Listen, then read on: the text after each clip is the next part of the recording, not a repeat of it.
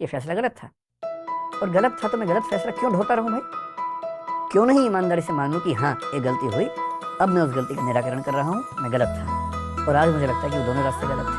तो जब भी कोई फैसला हो, हमेशा ध्यान रखना है कि जो भी डिसीजंस आपके हैं वो टेम्परेरी हैं, और इसलिए इतनी फ्लेक्सिबिलिटी हमेशा रखिए कि अगर कुछ नए और ऑथेंटिक इनपुट्स मिलते हैं तो आप अपनी राय, अपना निर्णय, अपना फैसला बदल सकें।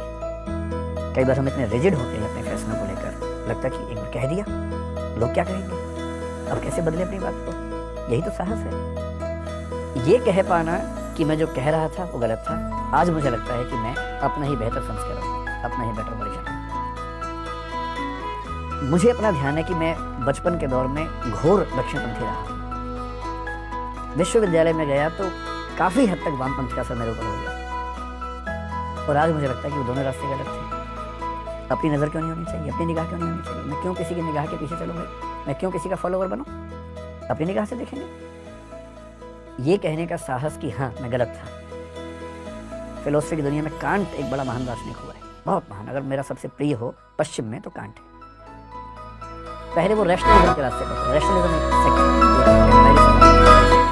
बुद्धिवाद और अनुभववाद कहते हैं। वो बुद्धिवाद का दीवाना हो गया, इतने में एक अनुभव वाली पागल हो गया एकदम कि अरे यार यही सही है।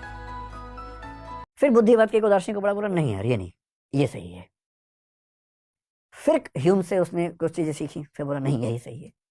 पेंडुलम की तरह बेचारा इधर इधर इधर इधर, और अंत में उसने घोषणा की दोनों गलत है, हम तो अपने रास्ते पर चलेंगे। और उसने उस रास्ते का नाम दिया समीक्षावाद या क्रिटिसिज्म या क्रिटिकल फिलोसफी। मैं क्यों किसी का पीछे लग्गू बनूं भाई? और 20th सेंचुरी में, कांट तो 18th सेंचुरी में हुआ, 20th सेंचुरी में एक आदमी विटगेन्स्टीन, इतना प्यारा आदमी हुआ, कैम्ब्रिज से वो जुड़ा हुआ था, लुडविग विटगेन्स्टीन उसका नाम था। और टाइम पत्रिका ने 20वीं सदी के सबसे महान 100 लोगों में उसको स्थान दिया। उसकी फिलोसफी बहुत मुश्किल है, समझना बड़ा मुश्किल काम होता है, लेकिन मैं जो बताना चाह रहा हूँ वो जो रोचक बात उसके बारे में, उसने किताब लिखी, ट्रैक्टेटस नाम से किताब लिखी, बहुत फेमस हो गई किताब। इतनी फेमस हो गई कि उस किताब को बेस बनाकर फिलोसफी में 2-3 स्कूल चल पड़े, पूरे पूरे सब उसके दीवाने हो गए। फिर वो घूमने चला गया, नदी के तट पे रहने लग गया। फिर वापस आया कुछ साल बाद और आके बोला कि मैंने उस किताब में जो भी लिखा था वो सब बकवास है, मैं खुद अपनी किताब को खारिज करता हूँ। बाकी लोग बोले आप तो खारिज कर दोगे, हम तो उसी के बेस में पता नहीं कहाँ तक भवन बना चुके अपने अपने। उसने कहा नहीं, गलत है तो गलत है। मैंने बोला, उस समय वही समझ में आया, सब गलत है।